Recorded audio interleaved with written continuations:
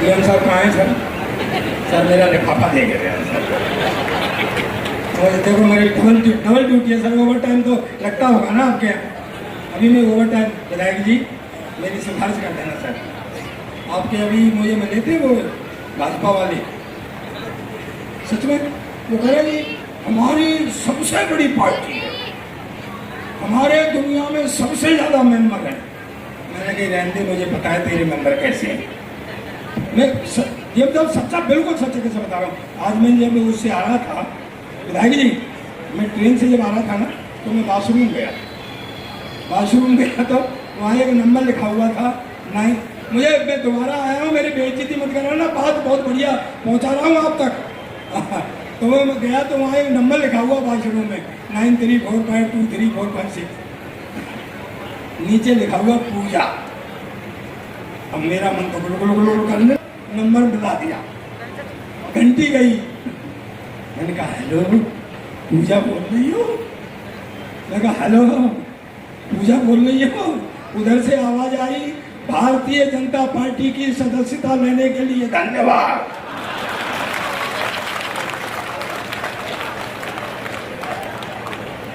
सरकारी की बड़ी पार्टी, आधे मेंबर तो पूजा ने बनवाए हैं आपने। सही है सर, लेकिन डीएम साहब सर मैं इतनी छोटा, एक बात बहुत अच्छी है इनके अंदर, भाजपा के अंदर एक बहुत बड़ी ताकत है, बहुत बड़ी ताकत है। क्या है? बहुत बड़ा कॉन्फिडेंस है इनके अंदर। एक बात बहुत अच्छी है, वो अच्छी बात यह है कि जैसे कांग्रेस वाले कहते हैं हाथ का बटन दबाओ वोट हमको मिलेगा, सपा वाले कहते हैं साइकिल का बटन दबाओ वोट हमको मिलेगा, बसपा वाले कहते हैं हाथी का बटन दबाओ वोट हमको मिलेगा, भाजपा वाले कहते हैं तुम कोई बटन दबाओ।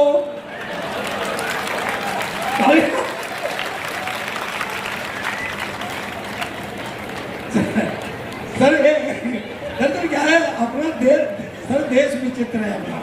मैं आपको एक बढ़िया वो बताता हूँ। अच्छा कभी सच सोचा है आपने कि जितने चुटकुले हैं सब सरदारों को पढ़े जाते हैं? कभी आपने सोचा है क्यों? मैं बताता हूँ। पहली बात तो है कि हमारी आइडेंटिटी है।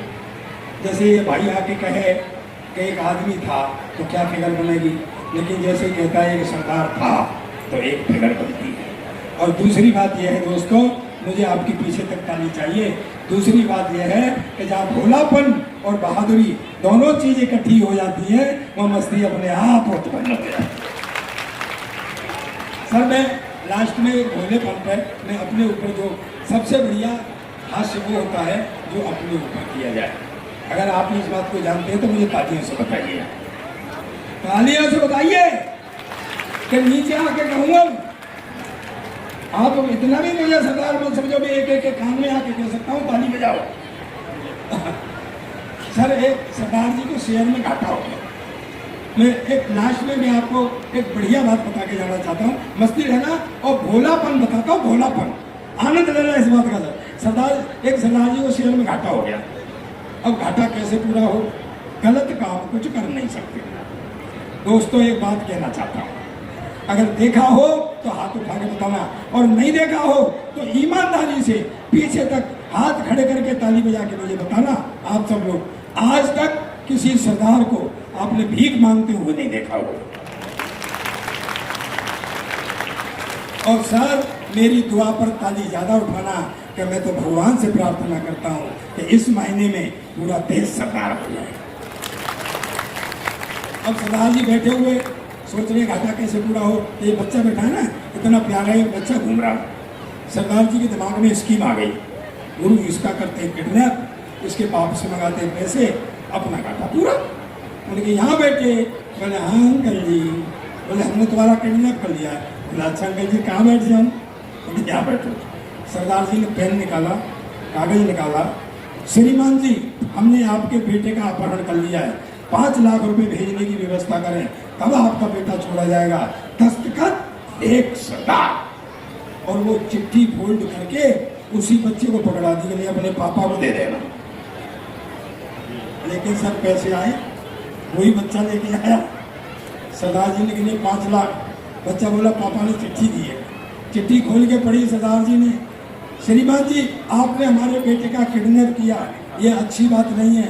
5 लाख रुपए फिरौती के मांगे थे, हम भेज रहे हैं, अब शर्त के अनुसार हमारे बेटे को छोड़ दिया जाए। दस्तखत दूसरा सरदार।